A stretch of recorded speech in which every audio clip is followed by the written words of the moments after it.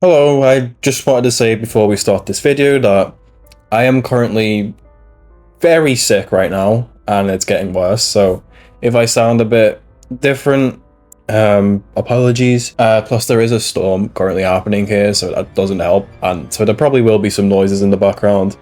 If my breathing's a bit exasperated, I apologize. Is that even the right word? I don't know, I don't word. But you probably know why I'm making this video, and that deadline is coming up soon, so I couldn't really delay. Regardless, I still hope you enjoy. As the Night Symphony progresses, the ever-present vampires will always reign supreme. But for there to be vampires, there must also be vampire hunters. Now, there's your regular hunter, of course, but sometimes to kill a vampire, you need to be a vampire. Enter Blade. Welcome to the 38th episode of Drunk's Powerscaling, the show where I hungoverly powerscale my favorite characters. That was pathetic.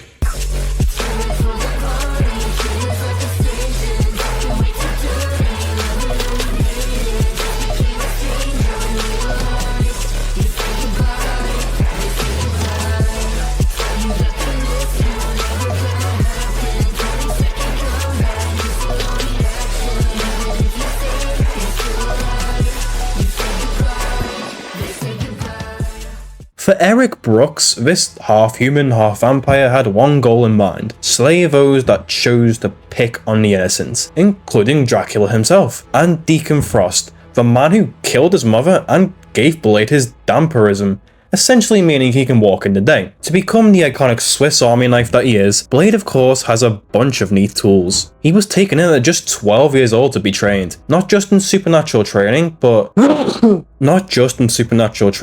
military training that got him through World War II, being a literal master of every weapon on Earth, as well as proficiency with most martial arts, fighting alongside the likes of Captain America. Not to mention his mastery of stealth, such as when he broke into the Pentagon, with some pretty insane stamina to boot, mainly thanks to his Dhampir physiology, giving him his stat buff, immortality, the usual vampire stuff, which includes shapeshifting into a bat. This also includes enhanced senses to both supernatural and mortal threats. Hell, he once found out who the real Doctor Doom was due to the soap he uses. He even has a minor healing factor, such as when his face was slashed by Wolverine, or when he was drained of 8 pints of blood and still broke out and healed. Of course, we can't not mention his vampire fangs, which can siphon demonic energy from others, such as when he stopped Robbie Reyes by turning his powers off. He even has a resistance to all the usual vampire weaknesses. He's used these skills to perform feats like cutting a vampire's eardrums despite them being in a tree. Some smaller weapons Blade carries includes wooden stakes, knives, anti-vampire glaives, metal gauntlets, grappling ropes, axes, crossbows, nunchaku, weapons that deploy ultraviolet rays, and anticoagulants, as well as some garlic spray, of course. Furthermore, he has vampirism cures should it happen to those close to him, and he has needles that can turn mortals into vampires. He's also got a bunch of firearms capable of firing out regular or supernatural projectiles, as well as some armor-piercing bullets, rubber bullets, and tranquilizer darts. He has a hand Uzi with a grappling hook, a wooden stake shotgun, and a shotgun that shoots a literal hellfire capable of damaging Robbie Reyes' Hellcharger. He also has some explosives, Kevlar body armor, supernatural pepper spray, and a device that can determine the location of supernatural beings. But of course, his most iconic weapon he carries are his signature blades: titanium swords, twin katanas, machetes, secondary adamantium adochis, and one that shreds hands if they try to touch it. These swords can be set to explode and have the ability to nullify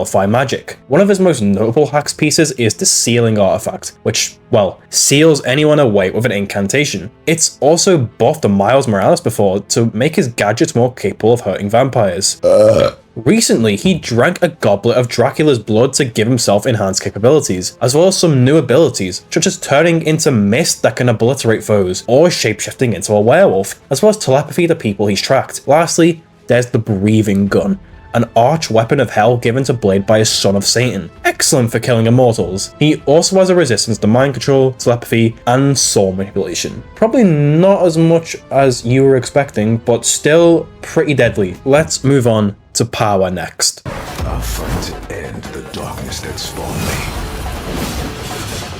Even without weapons, he's capable of boxing with whatever vampire comes his way. He can casually beat up a bunch of superpowered beings, decked a null-possessed Cyclops, and he's broken free from being in chains easily. He sliced through Ghost Rider's bike, and he's consistently able to draw blood from Morbius and fight with Spidey, which means physically could be comparable to Miles Morales absorbing the Harlem-destroying bomb. If not, physically he should scale to Wolverine surviving this giant explosion, given they're consistently able to box each other. He stabbed Jane Foster in the eye, and has straight up stabbed her right through Immortal Hulk, something that really should not be possible. Speaking of which, he sliced this guy open that Johnny Blaze himself struggled against. Not to mention, he can casually slice through Damien Hellstorm. Who's that? Oh, you know, the son of Satan. Nothing special. Speaking of, he gave Blade the breathing gun, which he said would kill him and Ghost Rider in a single shot. Hell, he literally would have killed Cosmic Ghost Rider if he were aiming for the head and not the shoulder. I wasn't kidding when I said in the thumbnail he had Herald tier weapons, which is a little abstract to quantify, so we'll just say Hulk tier. If you want something for him physically, if you buy Spidey scaling, then city level is fine consistently. Town level if not. Let's talk speed now.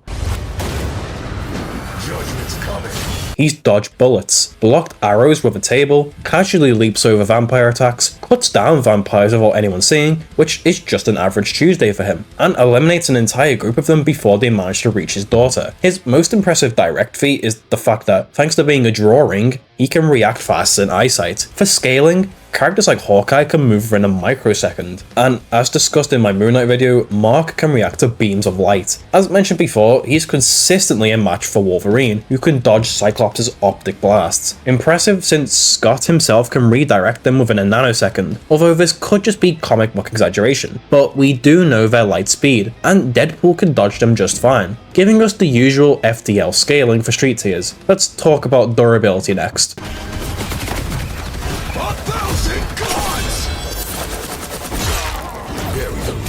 Of course, he's been tossed around by vampire clan members plenty. He survived this big explosion, as well as this one. He's fell out of a building onto a car, and then gets hit by one after. He's taken hits from Morbius plenty, been stabbed by Nighthawk, and he'd scale to Deadpool, who could survive big explosions. He's been hit by a Hellfire enchanted ammonia, but it is made clear this isn't something he could get up from without help. Somehow he tanked a magic punch from Dr. fucking Doom, and then got incinerated by him, as well as taking hits from Immortal Hulk, who tossed him across a city. Listen, if him taking hits from Marvel Herald is a bit much for you, and you want something more quantifiable, he did survive this giant nuke once, which reinforces Logan's scaling. And again, Miles' feat is very arguable for Blade physically, especially now. The biggest feat we can quantifiably scale Blade to is Peter surviving an exajoule worth of energy, but this scaling has been very debatable over the years since Peter does not handle it well, so take it with a grain of salt. Although with the Dracula amp it could be fair and square, we'll have to see. So where can he scale? I'd say town level is a good placement. You could argue higher due to the Dr. Doom punch, which isn't too far of an outlier, but you can't just say every Herald level attack is some planet level fucking punch. It's not. But I think scaling him to city level because he's taken hits from so many Heralds is fine. This was fun. Blade is a cool character who doesn't have a big enough reading list. Hell, his next comic isn't out until February. Pretty weird. Anyways, I may shit out a Buffy video if there's demand, but don't hold out hope. That being said, stay safe, and as always, be excellent to each other.